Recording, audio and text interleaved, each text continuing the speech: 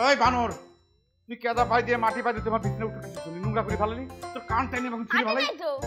মাটি নাই, এই নাম নাম তুই একদম একদম এখানে একদম লক মারি, এক পাও যদি নড়াচড়া করেছে একদম একটা ডাবি মেরে আর দাঁত ফলা দেবো। বকুল কাকা, আব্বাই কইলো তোমার নাকি কোনদিন বিয়ে হইবে।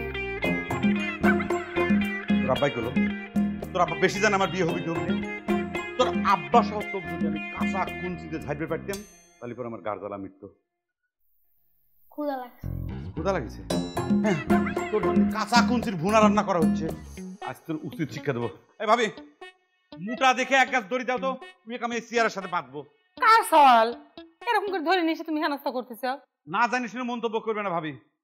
এই দেখো এই বানরটা কি করেছে, আমার ধোয়া ইস্ত্রি করা জামা প্যান্ট কেদর ভিতর ফালা দিচ্ছে, নোংরা করে ফালাইছে।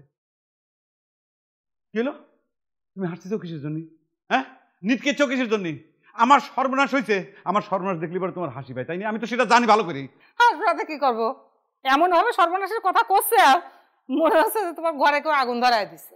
ইটু জানলা কাপড়ে তো কেদই লাগিছে, তাই নিয়ে তার সাথে তো বেশি কিছু না, কাপড়গুলি ধুয়ে আর একবার ইস্তারি করলেই তো হয়ে যায়। বাহ, আমি ধুয়ে ইস্তারি করবো সেই সময় আমার কনে আমার হাতে আছে?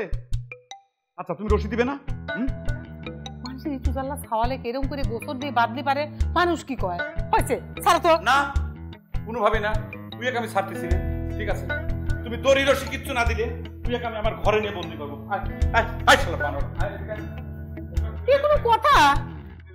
আসলে বকুল জানি ভাল লাগে না, কেরা মারে নে ছাল কোন কর। বাহ বকুল চাচা, তোমার বিছনাটা তো ফাইন নরম।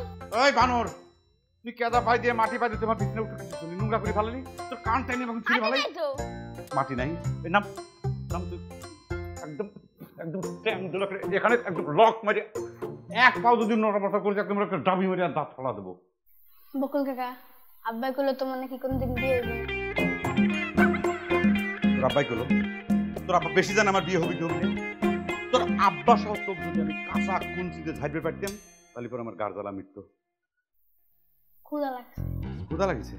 হ্যাঁ, তোর জন্য কাঁচা কুঞ্চির ভুনা রান্না করা হচ্ছে, পেট ভরে তোর কাঁচা কুঞ্চি খাওয়াবো, তারপর তুই কাঁচা কুঞ্চি আবার পিটিব তোর আর তোর বাবা দুই।